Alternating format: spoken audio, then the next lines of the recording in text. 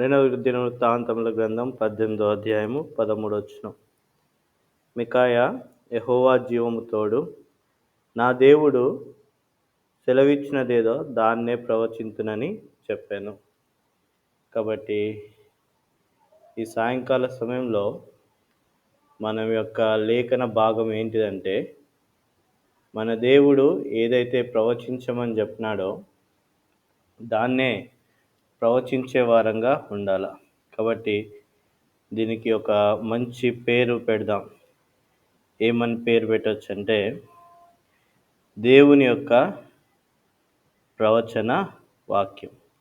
కాబట్టి ప్రభు యొక్క మాటలు మరి ప్రజల యొక్క నోటి నుంచి బయటికి రావాల.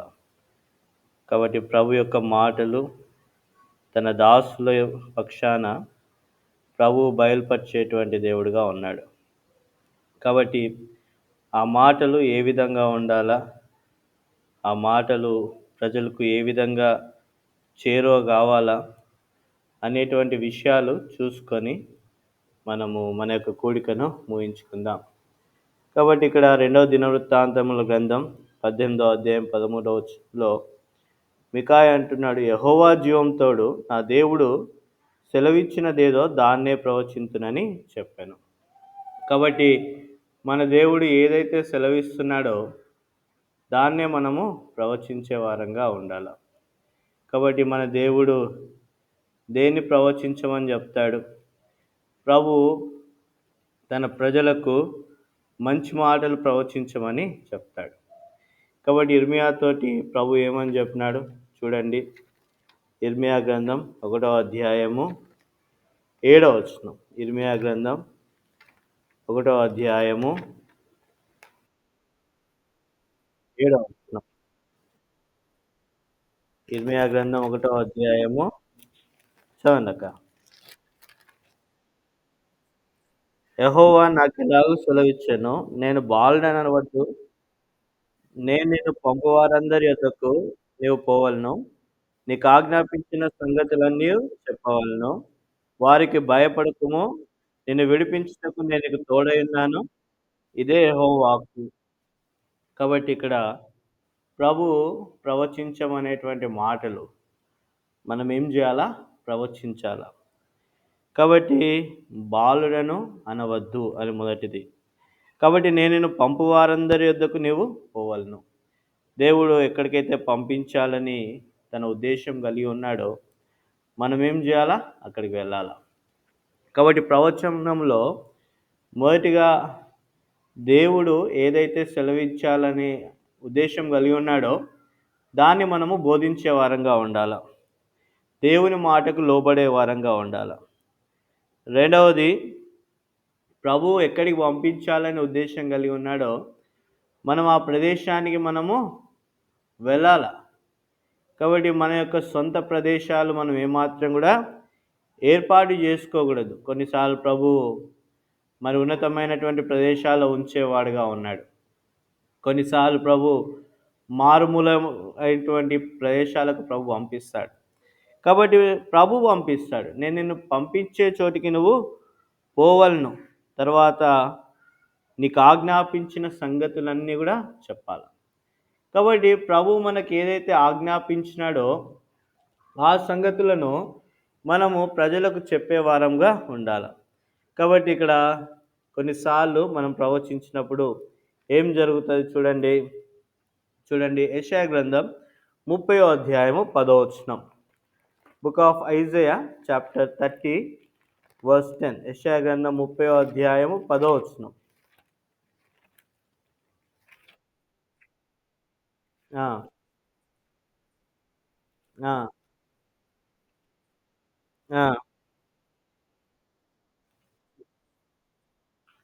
ఇక్కడ అంటున్నాడు, దర్శనము చూడవద్దు, దర్శనము చూచువారితో చెప్పువారును, యుక్త వాక్యములను మాతో ప్రవచించకుడి. కాబట్టి యుక్తమైనటువంటి మాటలు, దేవుని మాటలు మాతో ఏం చేయకండి? ప్రవచింపకుడి. కాబట్టి ఏ మాటలు ప్రవచించాలంట? మృదువైనటువంటి మాటల్ని మాతో పలుకుడి, మాయాదర్శనములను కనుడి. కాబట్టి ఇప్పుడు రక్షణ మారుమనసు లేని ప్రజల దగ్గరికి వెళ్ళినప్పుడు, లేదా క్రైస్తవ మతంలో ఉన్నటువంటి ప్రజల దగ్గరికి వెళ్ళినప్పుడు ఈ యొక్క పరిస్థితి ఏర్పడుతుంది. కాబట్టి ఈ మతంలో ఉన్నప్పుడు వాళ్ళు చెప్పేటువంటి మాట ఏంటంటే, యుక్త వాక్యములు మాతో పలుకుకుడి. కాబట్టి యుక్తమైనటువంటి మాటలు మాకు చెప్పకండి. ఏ మాటలు చెప్పాలా? మృదువైన మాటలు మాతో పలుకుడి. కాబట్టి ప్రజలు తమ జీవితాల్లో ఏ విధంగా మార్చబడినారంటే, యుక్తమైనటువంటి మాటలొద్దు, మృదువైన మాటలు మాకు కావాలా. ఇది ప్రజల యొక్క అభిప్రాయం. మొదటిది, మరి మికాయా ఏమంటున్నాడు? మా దేవుడు ఏదైతే సెలవిస్తాడో, దేనైతే ప్రవచించమంటాడో మేము దాన్ని మాత్రమే చెప్తాము, దాన్ని మాత్రమే ప్రవచిస్తామని చెప్తున్నాడు. రెండవ విషయం చూసినప్పుడు, ప్రజల్లో కొంతమందికి రక్షణ మారుమనసు లేనివారు ఏమని చెప్తున్నారంటే, యుక్త వాక్యములు మాతో చెప్పకండి, మరి దేవుని మాటలు మాకు చెప్పకండి, మృదువైన మాటలు మాత్రమే చెప్పండి అనేటువంటి స్వభావంలో మరి కొంతమంది ప్రజలు ఉన్నారు. ఆ ప్రజలకు దేవుని మార్గం అంటే తెలియదు, రక్షణ అంటే తెలియదు, మారుమనసు అంటే తెలియదు. వాళ్ళకి ఏం తెలుసు? క్రైస్తవ మతము తెలుసు. కాబట్టి మతంలో ఉంటారు, గతించిపోయే దాంట్లో ఉంటారు, వాళ్ళు దేవుణ్ణి ఆధారం చేసుకోకుండా ఉంటారు, లోకమంతా వాళ్ళలో ఉంటుంది. కాబట్టి వాళ్ళు ఇప్పుడు యుక్తమైన మాటలకు ఇష్టపడరు. అది మొదటిది. రెండవది, ఎలాంటి ప్రజలు ఉంటారు చూడండి. ఇర్మియా గ్రంథం 11వ అధ్యాయము 21వ వచనం. ఇర్మియా గ్రంథం 11వ అధ్యాయము 21వ వచనం. కావున నీవు మా చేత చావకుండినట్లు యెహోవా నామమున ప్రవచింపకూడదని చెప్పు అనాతోతు వారిని గూర్చి యెహోవా ఇట్లని సెలవిచ్చున్నాడు. కాబట్టి ఇక్కడ ఒక ప్రజలున్నారు. వాళ్ళ పేరేంటిదంట? అనాతోతు. కాబట్టి వాళ్ళ ఆ యొక్క ప్రజల తెగ ఏంటిదంటే అనాతోతు ప్రజలు. అంటే ఇర్మియా యొక్క ప్రజలు, ఇర్మియా యొక్క బంధువులు వాళ్ళు. కాబట్టి వాళ్ళు ఏమంటున్నారు ఇర్మియాతోటి? ఇర్మియా, నువ్వు చావకుండినట్లు యెహోవా నామమున ప్రవచింపకూడదని చెప్పు అనాతోతు వారిని గూర్చి యెహోవా ఇట్లని చెప్పినాడు. కాబట్టి బంధువులం మనము. కాబట్టి కొన్నిసార్లు రక్త సంబంధికులు మతాన్ని తీసుకొని వస్తారు. మనం ఇద్దరం బంధువులము. ఈ హెచ్చరిక మాటలు నువ్వు చెప్పొద్దు, యెహోవా నామమున ఈ మాటలు పలుకొద్దు అనేటువంటి స్వభావంలో ఉంటారు. ఎవరంట వాళ్ళు? అనాతోతు ప్రజలు. వాళ్ళ గురించి ఏమని రాయబడి ఉంది? చదవండి. 22వ వచనం. సైన్యములకు అధిపతి యెహోవా వారిని గూర్చి సెలవిచ్చినదేమనగా, నేను వారిని శిక్షింపబోచున్నాను. వారి యవ్వనులు ఖడ్గము చేత చంపబడెదరు, వారి కుమారులు కుమార్తెలు క్షామం వలన చచ్చెదరు, వారికి శేషమేమీ లేకపోవును. నేను వారిని దర్శించు సంవత్సరమున అనాతోతు కీడును వారి మీదికి రప్పించును. కాబట్టి ఇప్పుడు వాళ్ళ వాళ్ళ జీవితంలో చూస్తే దేవుని మాటలు వద్దు అనేటువంటి వారికి, దేవుని ప్రవచనము వద్దు అనే వారికి దేవుడు ఏమని చెప్తున్నాడంటే, చూడండి ఏమని చెప్తున్నాను, నేను వారిని శిక్షింపబోచున్నాను అని అంటాడు. తర్వాత వారి యవ్వనులు ఖడ్గము చేత చంపబడెదరు. కాబట్టి దేవుని యొక్క సింహాసనం నుంచి వచ్చినటువంటి మాటలు ఎక్కడి నుంచి వస్తాయంట? మాటలు చదవండి. ప్రకటన గ్రంథం 21వ అధ్యాయము 5వ వచనం. ప్రకటన గ్రంథం 21వ అధ్యాయము 5వ వచనం. అప్పుడు సింహాసనాసీనుడైన వాడు ఇదిగో సమస్తము నూతనమైనవిగా చేయుచున్నానని చెప్పాను. కాబట్టి ఈ మాటలు ఎక్కడి నుంచి వస్తాయి? సింహాసనం నుంచి వస్తాయి, దేవుని నుంచి వస్తాయి. కాబట్టి దేవుని నుంచి, సింహాసనం నుంచి వచ్చేటువంటి మాటలు మానవుని హెచ్చరిస్తాయి, మానవుని సరి చేస్తాయి. 2007వ సంవత్సరంలో సింహాసనాసీనుడైనటువంటి దేవుని దగ్గర నుంచి నాకు ఒక మాట బయలుపరచబడింది. ఏమని బయలుపరచబడింది చూడండి. సామెతల గ్రంథం 25వ అధ్యాయము ఆఖరి వచనం. సామెతల గ్రంథం 25వ అధ్యాయము ఆఖరి వచనం. ప్రాకారం లేక పాడైన పురము ఎంతో, తన మనస్సును అంచుకోలేని వాడును అంతే. కాబట్టి ఇప్పుడు సింహాసనం నుంచి మాటొచ్చింది నాకు. అప్పటి వరకు నాకు రక్షణ, మారుమనసు, పాపక్షమాపణ అంటే ఎరగని వాడను. సింహాసనం నుంచి ప్రవచనం వచ్చింది. ప్రాకారం లేక పాడైన పురమెంతో, తన మనస్సును అంచుకొనలేని వాడును అంతే. ఆ మాటకు నేను లోబడినాను. ఇది దైవవాక్కు అని నేను లోబడినాను. ఇది దేవుడే పంపించినాడు. ఇంకా ప్రభువు నా పాపాలు ఒప్పింపజేస్తున్నాడు. ప్రభు రక్తం ద్వారా నా పాపాలను కనుక్కొని నా పాపమంతా కూడా దూరపరుచుకున్నాను. ప్రభు రక్తంలో మరి నాకున్నటువంటి ప్రతి విధమైనటువంటి పాపమును నేనేం చేసుకున్నాను? దూరపరుచుకున్నాను. ప్రభు నన్ను సంధించినప్పుడు నేను ఆయనకి ఏం చేసినాను? లోబడినా. ఈ మాట ఎక్కడి నుంచి వచ్చిందంట? సింహాసనం నుంచి వచ్చింది. కాబట్టి ప్రభు దయాళుడు, ఆయన ప్రేమ కలిగినటువంటి వాడు. ఆయన వాత్సల్యంతో నన్ను హెచ్చరించినాడు. ప్రాకారం లేక పాడైన పురం ఎంత, తన మనస్సును అంచుకోలేని వాడు అంతే. అయితే అనాతోతు ప్రజలతో కూడా ప్రభు హెచ్చరిస్తూ వచ్చినాడు. అయితే అనాతోతు ప్రజలు ఏం చేస్తున్నారు? వారు దేవుని మాటను వినలేదు. దేవుని మాటకు విరోధంగా తిరిగినారు. తర్వాత వాళ్ళు ఏమన్నారు? యెహోవా నామంన ప్రవచించవద్దు. యెహోవా నామం పరిశుద్ధమైనది, పవిత్రమైనది, నీతిగలది, అనేకమైన ప్రజలకు సేదతీర్చేటువంటి నామము యేసునామం. కాబట్టి దైవనామంలో ఎంతో శక్తి కలిగినటువంటి నామం. ఆ శక్తి కలిగినటువంటి నామం మీద ప్రజలు ఏమని చెప్పినారు? ప్రవచించొద్దు అని అన్నారు. అనాతోతు ప్రజలు దేవుని గురించి ప్రవచించకు అని చెప్పినారు. ఆ మాట చెప్పిన దాన్ని బట్టి దర్శన కాలమున అనాతోతు కుటుంబము ఇంకా వారి యవ్వనులు మిగిలి ఉండరు అనేటువంటి మాట పరిశుద్ధ గ్రంథమైన బైబిల్లో రాయబడి ఉంది. కాబట్టి ప్రవచించుట, కాబట్టి దేవుడు ఏదైతే చెప్పమన్నాడో, దేవుడు దేనైతే ప్రవచించమన్నాడో దాన్నే మేము ప్రవచింతుము అని మీకాయ అన్నాడు. కాబట్టి ఇర్మియాతో దేవుడు ఏమన్నాడు? ఇర్మియా, నువ్వు బాలుడనవద్దు, నేను పంపించిన చోటికి వెళ్ళు, ప్రవచించు. నేను ఏ చోటికి పంపిస్తానో అక్కడికి వెళ్ళు, నువ్వు ప్రవచించు అని అన్నాడు.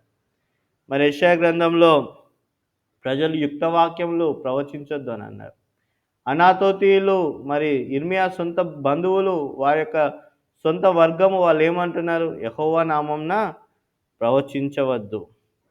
తర్వాత అపోస్తుల కార్యములు 19వ అధ్యాయము 21వ వచనం. అపోస్తుల కార్యములు 19వ అధ్యాయము 21వ వచనం. అపోస్తుల కార్యములు 19వ అధ్యాయం 21వ వచనం.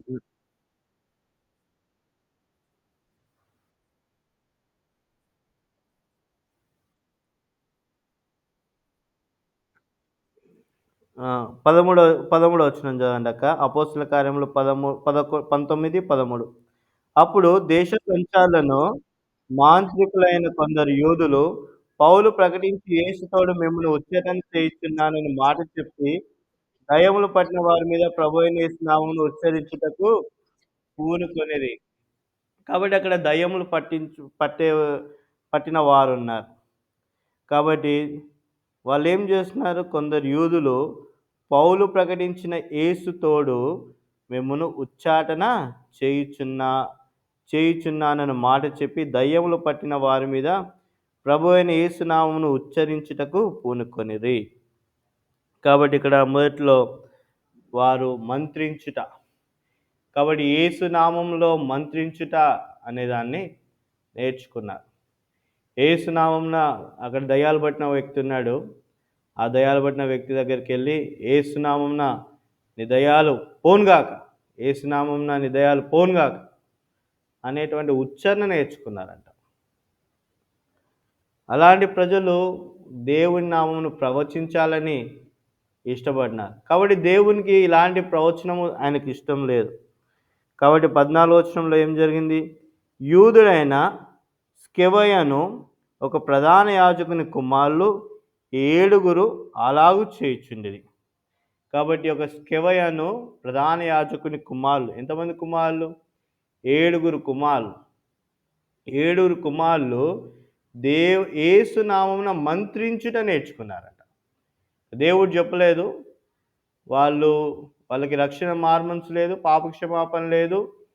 తర్వాత వారు ఈ యొక్క యేసు నామాన్ని వాడుకుందాం అనుకున్నారు.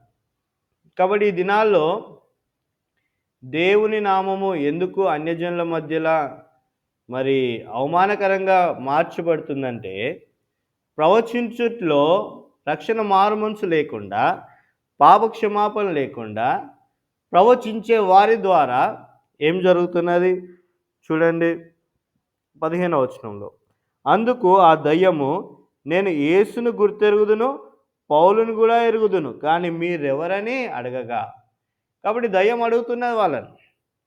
I know Paul, I know Jesus Christ. యేసుక్రీస్తు వారు నాకు తెలుసు. ఎవరు యేసుక్రీస్తు వారు? సిలువ వేయబడినటువంటి క్రీస్తు. పాపములు పరిహరించడానికి ఈ లోకానికి వచ్చిన జగత్ రక్షకుడు, లోకరక్షకుడు యేసుక్రీస్తు వారు. ఆయన నాకు తెలుసు. ఆయన చిందించిన రక్తము ద్వారా అనేక మందికి పాప క్షమాపణ, విడుదల దొరికిందని దయ్యం ప్రచురిస్తున్నది. యేసు గురించి నాకు తెలుసు. రెండవది, నాకు ఎవరు తెలుసు? పౌలు తెలుసు. ఎవరు పౌలు? ఆకాశంకు కలిగిన దర్శనముకు అవిధేయుడు కాకుండా దేవుని సేవ చేస్తున్నటువంటి పౌలు తెలుసు. కాబట్టి రక్షణ సువార్త తెలుసు దయ్యానికి. రక్షింపబడినటువంటి మానవుడు తెలుసు. పాప క్షమాపణ కలిగి ఉన్న మానవుడు తెలుసు. నాకు తెలుసు అయ్యా, యేసుక్రీస్తు వారు తెలుసు. దయ్యం అంటుంది, నాకు యేసుక్రీస్తు వారు తెలుసు, పౌలు గారు తెలుసు. పౌలు గారు ఆయన రక్షింపబడినాడు, దేవుని పరిచర్య చేస్తున్నాడు. యేసుక్రీస్తు వారు లోకరక్షకుడు. వీళ్ళిద్దరు తెలుసు. మీరు ఎవరు? ఆ దయ్యం పట్టిన వాడు ఎరిగి వారి మీద పడి వారిలో ఇద్దరిని లొంగదీసి గెలిచెను. అందుచేత వారు దిగంబరులై గాయము తగిలి ఆ ఇంటి నుండి పారిపోయిరి. కాబట్టి వాళ్ళు యేసు నామమున మంత్రించుట మొదలుపెట్టినారు. ఆ దయ్యం పట్టిన వాడు ఏం చేస్తున్నాడు? వాళ్ళ వస్త్రాలను చింపివేస్తున్నాడంట. ఇద్దరు దిగంబరులై పారిపోయినారు. కాబట్టి రక్షణ మార్మనసు, పాప క్షమాపణ లేకుండా యేసు నామమున ప్రవచించుట సరి అయింది కాదు. యేసు నామమున మంత్రించుట సరి అయింది కాదు. యేసు నామమున బోధించుట సరి అయినది కాదు. కాబట్టి ప్రవచించువారు ఎట్లా ఉండాలా? దేవుని చేత ప్రవచించాలి. దేవుడు ఏదైతే చెప్పినాడో దాన్ని ప్రవచించాలి మొదటిగా. రెండవది, ప్రవచించు వాళ్ళు ఎట్లా ఉండాలా? దేవుడు ఏదైతే బోధిస్తాడో దాన్ని ప్రవచించాలి. మూడవది, ప్రవచించేవారు ఎట్లుండాలా? దేవుడు ఎక్కడికి వెళ్ళి ప్రవచించమంటే అక్కడికి వెళ్ళి ప్రవచించాల. నాలుగవది, ప్రవచించే వారికి యెహోవా నామమున ప్రవచించొద్దు అనేటువంటి వ్యక్తులు ఉంటారు. తర్వాత యెహోవా నామమును ఉచ్చరించొద్దు అనేటువంటి వ్యక్తులు ఉంటారు. యథార్థమైనటువంటి మాటలు, యుక్తమైనటువంటి మాటలు ప్రవచించొద్దు అనేటువంటి వాళ్ళు ఉంటారు. వారి పేరే అనాతోతు ప్రజలు. వాళ్ళు ఆ మాటను అనిందాన్ని బట్టి వాళ్ళ యవనులు కూలిలి అని రాయబడింది. అయితే ఇక్కడ ఒక వ్యక్తి ప్రభునామమును ఆసర చేసుకున్నారు. వాళ్ళు ఎవరంట? యూదులు. ప్రభునామమును ఆసర చేసుకున్నారు. ప్రభునామమును మంత్రిస్తున్నారంట. ప్రవచించుట అని రాయలేదు దేవుడు, ప్రభునామమున మంత్రిస్తున్నారంట. కాబట్టి రక్షణ మారుమనసు కలిగినటువంటి వ్యక్తి ప్రభునామమును చెప్తే దాన్ని దేవుడు ఏమంటాడు? ప్రవచించుట అంటాడు. రక్షణ మారుమనసు లేనటువంటి వ్యక్తి ప్రభునామమును ఉచ్చరిస్తే దాన్ని మంత్రించుట అంటాడు దేవుడు. కాబట్టి వారికి చివరిగా ఏం దొరికిందంట? వాళ్ళకు అవమానం దొరికింది. ఆ దయ్యములు పట్టిన వారి యొక్క దయ్యములు పోలేదు. వాడు అన్నాడు, నాకు యేసుక్రీస్తు తెలుసు, పౌలు తెలుసు, మీరెవరు అని అడిగినారు. అడిగి వాళ్ళ యొక్క వస్త్రాలను చింపివేసినాడు. ఆ యొక్క సమాజంలో వారి వస్త్రాలను చింపివేసి వాళ్ళను వెలగొట్టినాడు. కాబట్టి దయ్యములు వారికి లోబడలేదు. తర్వాత చూసినట్లయితే చూడండి,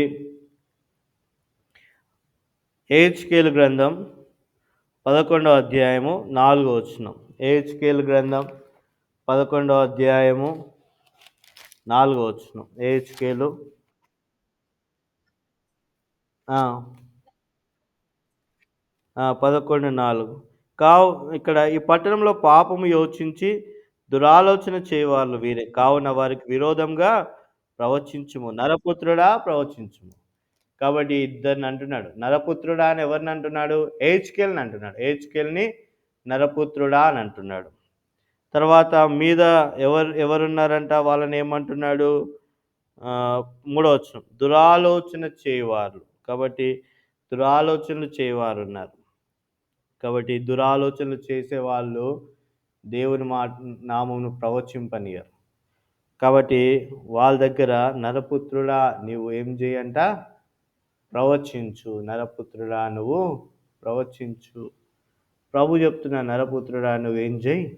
ప్రవచించు. ఎలా ప్రవచించమంటున్నాడు? 5వ వచనం. అంతటా యెహోవా ఆత్మ నా మీదకి వచ్చి ఆజ్ఞ ఇచ్చినదేమనగా, నీవు మాట వారికి తెలియజేయము. యెహోవా సెలవిచ్చిన మాట ఇదే, ఇశ్రాయేలీయులారా మీరిలాగున పలుకుచున్నారే, మీ మనస్సున పుట్టిన అభిప్రాయం నాకు తెలిసే ఉన్నది. ఈ పట్టణంలో మీరు బహుగా తర్వాత ఇక్కడ వారి యొక్క చెడుతనం అంతా కూడా చెప్తూ వస్తున్నారు. కాబట్టి ఉదయకాల సమయంలో ఒక పెళ్లి సంబంధం చూడమని అడిగినారు. ఏం పెళ్లి సంబంధం అంటే, బాబు బిజినెస్ చేస్తాడు. ఏమైనా పెళ్లి సంబంధం ఉంటే చెప్పండి అని అన్నాడు. ఏం బిజినెస్ చేస్తాడంటే మందు అమ్ముతాడు. బ్రాండ్ షాప్ ఉన్నది, మందు అమ్ముతాడు, క్రిస్టియన్. మరి ఆ అబ్బాయికి ఎవరైనా అమ్మాయి ఉంటే చెప్పండి, క్రిస్టియన్ అమ్మాయి. మనం పాపం చేయొద్దని చెప్పే మనము ఇంకా వ్యాపారం చేసుకుంటా అలాంటి వాళ్ళకి అమ్మాయి అంటే వివాహం చేయమని అడిగితే నేను అన్నాను, నాకు ఎవరైనా తెలిసినా కానీ నేను చెప్పను బ్రదర్, ఏమనుకోవద్దు అని చెప్పినాను. కాబట్టి ఇది పరిస్థితి, క్రైస్తవుల పరిస్థితి. బిజినెస్సే, దేవుడు దేవుడే. కాబట్టి ఇక్కడ వాళ్ళు మరి పాపం చేస్తున్నారంట.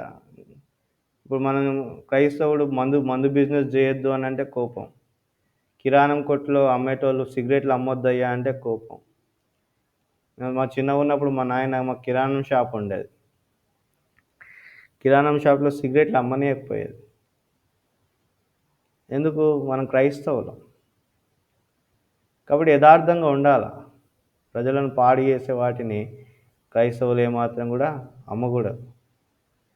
కాబట్టి ఇక్కడ వీళ్ళు మరి తప్పు చేస్తున్నారు, పాపం చేస్తున్నారు. కాబట్టి వాళ్ళకి ప్రవచించు, గట్టిగా ప్రవచించు అని అంటున్నాడు. మరి చెప్పాలా? అయ్యా మరి క్రైస్తవులు అని చెప్పుకున్నప్పుడు కొన్నిటికి దూరం ఉండాలా అని చెప్పాలా?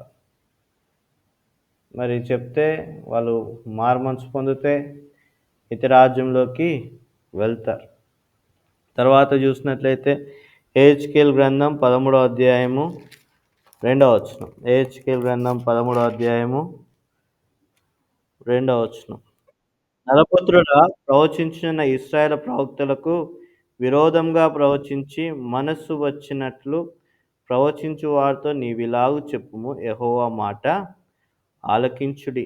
ప్రభువైన యెహోవా సెలవిచ్చినదేమనగా, దర్శనమేమీ కలగకున్నను సుబుద్ధిననుసరించి అవివేక ప్రవక్తలకు శ్రమ. కాబట్టి దర్శనం ఏముండదు. దర్శనం అంటే ఏంటి? దేవుడు ఏం చెప్పడు.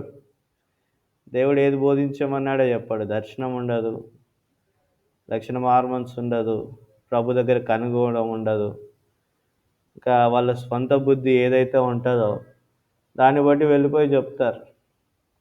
అలా చెప్పొద్దు అని అంటాడు. కాబట్టి ప్రభు ఏది చెప్పమంటున్నాడో ప్రభుని అడగాల. నేను మొన్న ఆదివారము మొదటగా ఒక వర్తమానం ప్రిపేర్ అయినాను. ఆ వర్తమానం ఏంటిదంటే నెమ్మదిగా సుఖముగా ఉండుట, అది వర్తమానం. ఆ వర్తమానం ప్రిపేర్ అయిన తర్వాత దేవుడు ఏమన్నాడు, అయ్యా ఈ వర్తమానం వద్దు అని అన్నాడు. తర్వాత ఇంకో వర్తమానం ప్రిపేర్ అయినాను. ఏంటిది దేవుని చిత్తాన్ని జరిగించుట అనే వర్తమానం ప్రిపేర్ అయినాను. బయలుదేరుతుంటే అయ్యా ఇది కూడా వద్దు అని అన్నాడు. ఇక కూర్చున్నాను. కొద్దిసేపయితే బలవర్తమానం చెప్పాలా, వర్తమానం లేదు నా దగ్గర. ప్రభు 2 వర్తమానాలనే 2 వద్దంటున్నావు. ఈ మూడో వర్తమానం నువ్వే చెప్పు అని అన్నాను. మూడో వర్తమానం డైలీ పోర్షన్ నుంచి మళ్ళా ప్రభువు ఇచ్చినాడు. మార్కు అను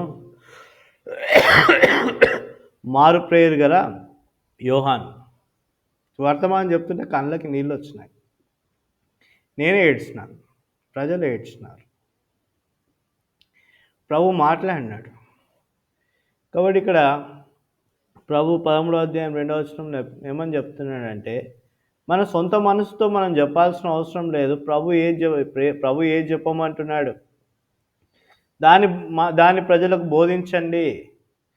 దాని ద్వారా ప్రజలు మేలు కలిగేవారుగా ఉంటారు అనేటువంటి మాట ప్రభు చెప్తున్నాడు. కాబట్టి సుబుద్ధితో చెప్పేవాళ్ళు వాళ్ళ సొంత బుద్ధితో, సొంత ఆలోచనతో కూడా ప్రవచనం చెప్పొద్దు. దేవుని మనసుతో మనం ఏం చేయాలా? ప్రవచనము చెప్పాలి. దేవుని వాక్యము చెప్పాలి. యెహెజ్కేలు గ్రంథం 37వ అధ్యాయము 9వ వచనం. యెహెజ్కేలు గ్రంథం 37వ అధ్యాయము 9వ వచనం. అప్పుడు ఆయన నరపుత్రుడా, జీవాత్మ వచ్చినట్లు ప్రవచించి ఇట్లనము, ప్రభువు యెహోవా సెలవిచ్చినదేమనగా, జీవాత్మ నలుదిక్కుల నుండి హతులైన మీరు బ్రతుకున్నట్లు వారి మీద ఊపిరి విడుముము. కాబట్టి ఎట్లా ప్రవచించాలంట?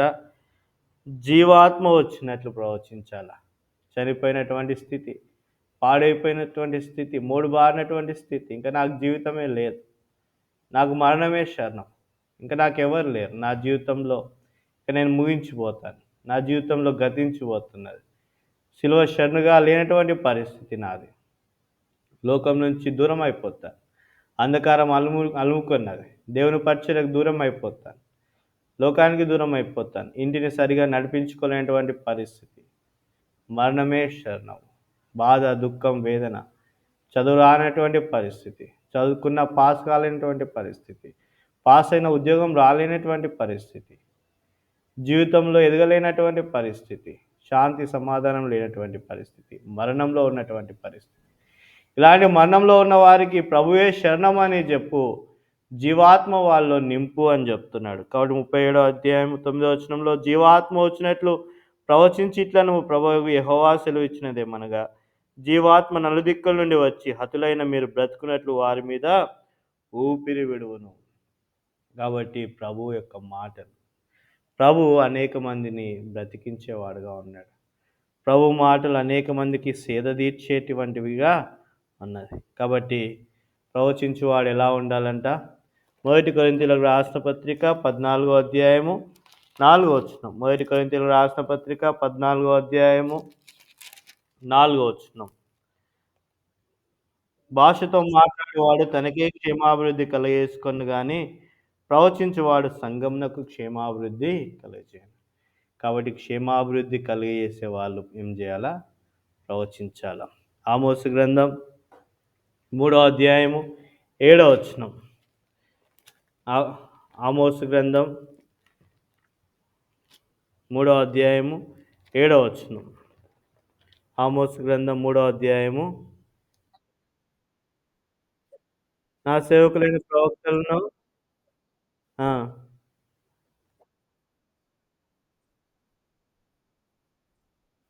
కాబట్టి ప్రవక్తల ద్వారా ప్రభు ఏం చేస్తాడు? ముందుగా వెల్లడిపరుస్తాడు.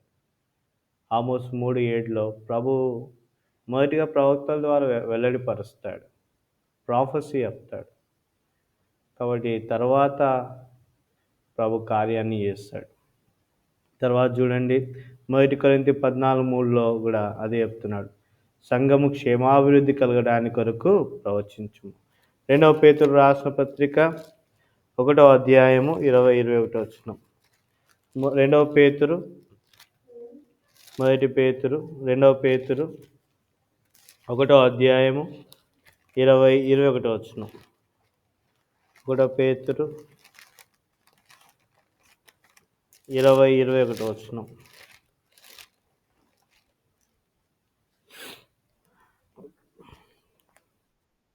ఆయ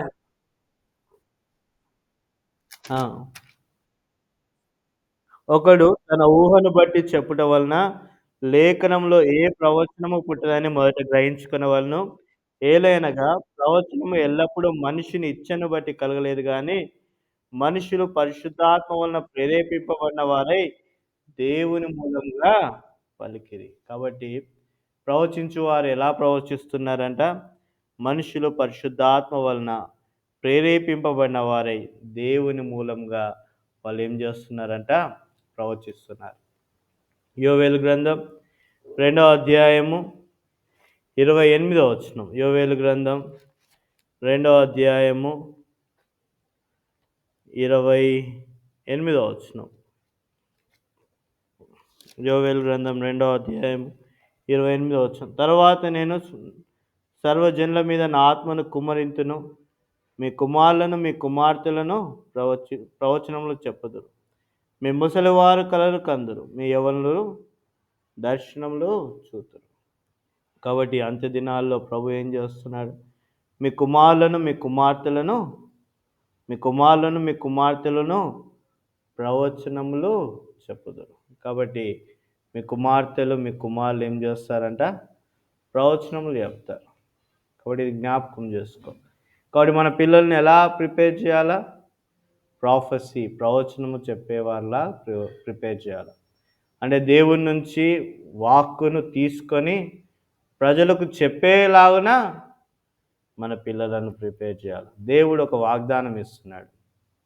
యోవేలు గ్రంథం 2వ అధ్యాయం 25వ వచనంలో, మిడతలు తినివేసిన సంవత్సరంలో పంటను మీకు మరలా ఎత్తును. కాబట్టి ఒకనాడు మిడతలు తినివేసినటువంటి పరిస్థితి. మన పూర్వులకు దేవుడంటే తెలవదు. అజ్ఞానము, మరి అవిధేయత మతంలో ఉన్నాం. క్రైస్తవ మతంలో ఉన్నాం. దేవుని మాటలంటే ఇష్టం లేని వారం. దేవుని మాటలంటే దూరపరిచిన వారం. మృదువైన మాటలకు లోబడిన వారం. దేవుని గద్దింపును విననొల్లని వారం. అనాతోతు ప్రజలు లాంటి వారం. యెహోవా నామమున ప్రవచించవద్దని చెప్పిన వారం. అయితే ప్రభు అలాంటి మన జీవితంలో కలిగినటువంటి నష్టంనంతా కూడా తొలగించి సమృద్ధి అయిన మేలుతో నింపుతున్నాడు. మిడతలు తినివేసిన సంవత్సరంలో పంటను మీకు మరలా ఇత్తును. ఎట్లా ఇస్తాడంట? 28వ వచనంలో, తర్వాత నేను సర్వజనుల మీద నా ఆత్మను కుమ్మరింతును. మీ కుమారులను, మీ కుమార్తెలను ప్రవచనములు చెప్పుదురు. ఒకనాడు అనాతోతు కుటుంబంలో మీ యవ్వనులు కూలును అని చెప్పినాడు. అలాంటి దేవుడు మన పిల్లలకి ఏమంటున్నాడు? మీ పిల్లలు ప్రవచనములు చెప్తారు. మీ పిల్లలు దేవుని దగ్గర మాటను తీసుకొని ప్రజలకు చెప్తారు. అలా దీవిస్తాను మీ కుటుంబం. అంత గొప్ప మాటలు ప్రభు మనతో చెప్తున్నాడు. కాబట్టి ప్రవచనము చాలా గొప్పది. దేవుని మాటలు చెప్పడం చాలా గొప్పది. దేవుని నామమున మంత్రించుట కాదు. దేవుని దగ్గరికి వెళ్ళి మాటను తీసుకొని ప్రజలకు చెప్పుట. అది ఎలాంటిదంట? హెజ్కేలు గ్రంథం 37వ అధ్యాయము 9వ వచనంలో, జీవాత్మ వస్తుంది, చనిపోయిన వారిని బ్రతికిస్తుంది దేవుని మాట. నిస్పృహలో ఉన్నటువంటి వారిని నిలబెడుతుంది దేవుని మాట. జీవాన్ని నింపుతుంది. ప్రభు పిలిచినాడు కదా చనిపోయినటువంటి లాజరు బయటికి రమ్ము, జీవంతో కూడినటువంటి మాట. అలా మనల్ని బ్రతికించినాడు. ఆ జీవము మన కుటుంబాల్లోకి వెళ్తున్నది, మన పిల్లలకి వెళ్తున్నది, మన పిల్లలకి జీవాన్ని ఇస్తున్నాడు. కాబట్టి దేవుని నామంలో ప్రవచించుట చాలా గొప్పనైనటువంటి శ్రేయస్కరమైనటువంటి భాగ్యం. ఆ భాగ్యాన్ని మనకిచ్చినాడు. ఎన్నిక లేని వారికి ఇచ్చినాడు. పాపంలో పతనమైపోయినటువంటి దుష్ట తలంపులో ఉన్నటువంటి వారికి మనకిచ్చినాడు. దీనిలోని దరిద్రులను మనం ఏర్పరచుకున్నాడు. ఆ గొప్ప వరాన్ని, ప్రవచించుట అనేటువంటి వరాన్ని ప్రభు మనకు దయచేస్తున్నాడు. భాగ్యవంతులను చేస్తున్నాడు. మన పిల్లల ద్వారా కూడా ప్రవచిస్తాననేటువంటి వాగ్దానం చేస్తున్నాడు. కాబట్టి ఎంత గొప్ప భాగ్యం. ప్రభు దగ్గరికి రండి. ప్రభువా, మీరు నాకు ఇచ్చిన గొప్ప వరాన్ని బట్టి వందనాలు. మీరు నా పక్షాన ఉన్న విధానం బట్టి వందనాలు. ప్రభువా, ఎంత గొప్ప దేవుడవు. నా పక్షాన, నా కుటుంబ పక్షాన ఉంటానని వాగ్దానాలు చేస్తున్నాను. ప్రభువా, మీ ప్రవచనాన్ని అంగీకరిస్తాను. మీ ప్రవచనాన్ని వింటాను. మీ ప్రవచనానికి లోబడతాను. మీ ప్రవచనము అనేక మందికి జీవాన్ని నింపడానికి మీ దగ్గర తీసుకొని బోధిస్తాను. మీ మాటలు చెప్తాను. బోధకులు అవసరం లేదు. ప్రభు మాటలు, జీవంతో ఉన్నటువంటి మాటలు మన నోట్లో ఉంటే, అనేక మందికి మేలు చేసేటువంటి మాటలు మన నోట్లో ఉంటాయి. మన ఇరుపొరుగు వారికి మేలు చేసే మాటలు మన నోట్లో ఉంటాయి. ప్రభు చెప్పే మాటలు నలుగురికి మేలుకరంగా మన జీవితం ఉంటే అది భాగ్యం. కాబట్టి ప్రభు ఈ గొప్ప భాగ్యంలో మనల్ని నడుపును గాక. ప్రార్థన చేసుకుందాం.